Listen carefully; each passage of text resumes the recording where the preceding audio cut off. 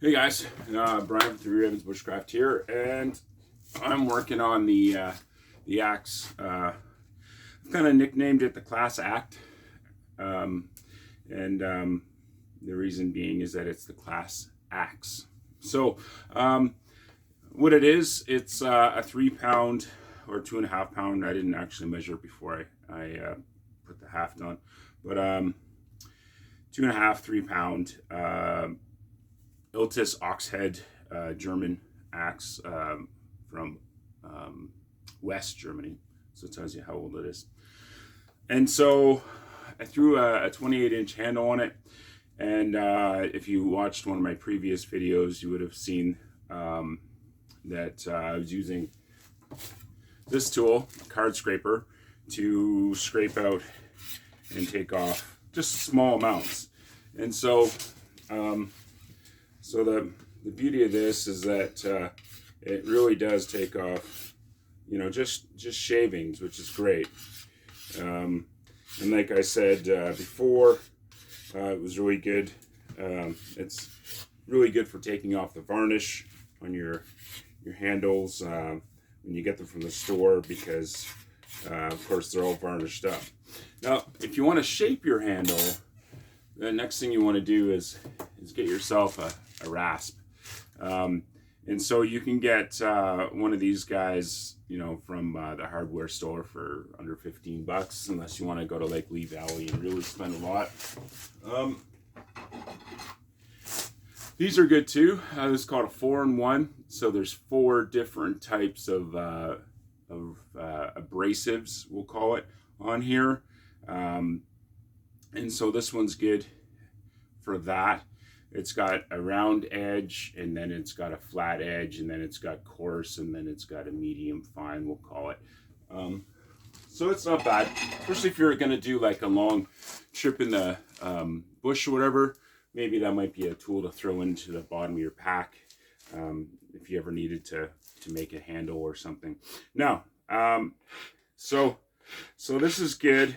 Like I said, it's got a rounded edge and a flat edge on it. The flat edge is less coarse than the rounded edge. The rounded edge really has some teeth to bite in, and that's what I'm using. And I'm just shaping this handle.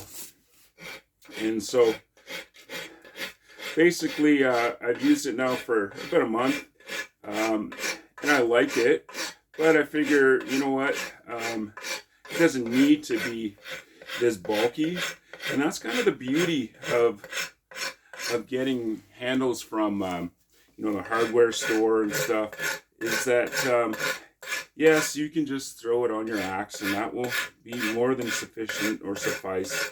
But if you're like me, well, you want a little bit more, right? You want it to be yours. So you can rasp that down, and what ends up happening is you get this really, this really abrasive spot, because obviously you're using big teeth. Now, if we wanted to bring it down a level, well, then we'll just use the other side, and we can, use that. Now, maybe you're noticing, or maybe you're not noticing, how I'm using this. And I am using it just like you should use a file, which is only one way. And I had a student who was a aeroframes engineer, and he's like, he's got a file, and I'm like, can I use your file? And he's like, yeah. And I start going back and forth, but my backstroke is really light, but to him, that's way too much, because files only cut in one direction. If you pull it back the other way, you're actually dulling it. And right away, he's like, hey, right? Just like I would be with my axe. So I learned that lesson. And so I don't do this because, well, even though it is wood and it is a file or a rasp, I just have it kind of ingrained in me now. So thank you, Leo, if you're ever watching this. You've taught me something. And that's the real deal, is even when we're teaching, we have the ability to learn from our students. That's why I love you know, teaching so much. You know, Kelly, my mentor, said, you know what, we're not teachers as much as we're facilitators. We facilitate their journey into the woods. And I really like that idea. So I've now taken off the really abrasive cuts that I did with the abrasive side, the really abrasive side of the rasp. And I've only got kind of some low edges now to do, so you can see a bit more shape in there. I like that. You don't have to. And then I'm going to use my card scraper. And I'm just going to take off the rest of the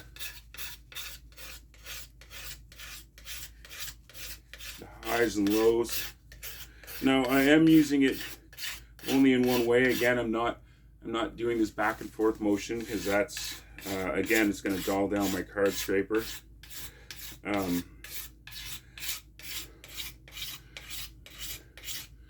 So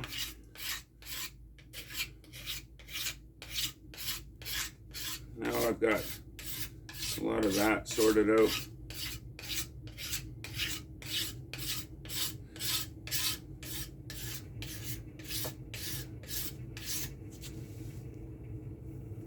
And that's pretty good.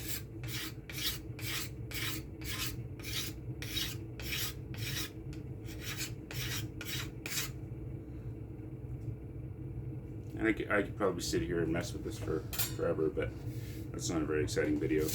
So now I've knocked that down, and so now that's really pretty smooth.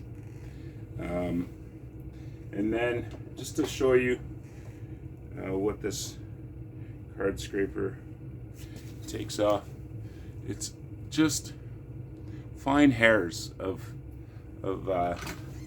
wood. So it's so great for really cleaning up your handles. If you had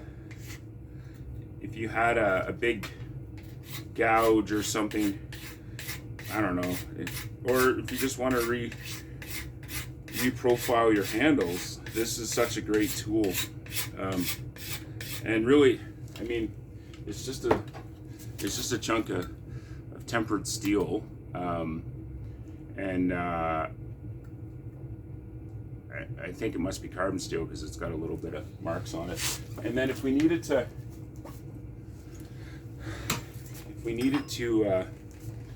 work that bevel on there, it comes with this even harder steel rod, and I just rub it back and forth.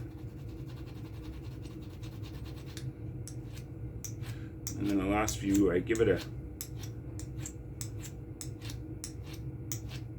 few runs over it that way, and it makes a nice burr.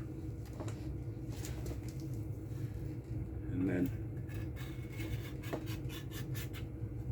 I know, yeah, it's working good. So that's the card scraper. That's the rasp work. Once I get this completely cleaned up, then I'm gonna use my beeswax polish on it. Well, not polish, preservative we'll call it, maybe. I don't know, protectant. But it's just bees wax and olive oil, and I find that works really good, and so why not? So that is it. That's the class act, or the class axe. But if you come on one of my courses, this will be sitting around for you to use and try out.